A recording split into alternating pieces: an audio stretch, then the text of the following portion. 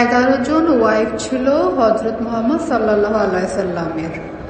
একজন মুসলমান ব্যক্তি 4 জন মেয়েকে বিয়ে করতে পারে, কিন্তু এখানে শর্ত হলো আপনাকে 4 জনকেই দিতে হবে সমান অধিকার। একজনকে সামলাতে গিয়ে আপনি থতমত খেয়ে যেতেছেন, তাহলে 4 জনকে কিভাবে সামলাবেন একইভাবে?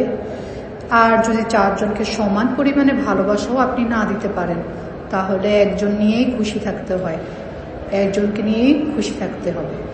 হাদিসে এটাই আছে, সমান পরিমাণে যদি না দিতে পারেন, সমান ভালোবাসা, সমান অধিকার, সমান ধন সম্পত্তি যদি 4 জনকে না দিতে পারেন, তাহলে একজনকে নিয়েই আপনাকে সুখী থাকতে হবে। এইটাই হলো হাদিস।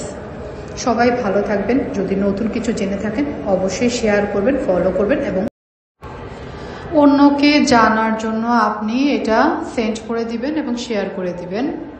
Thank you.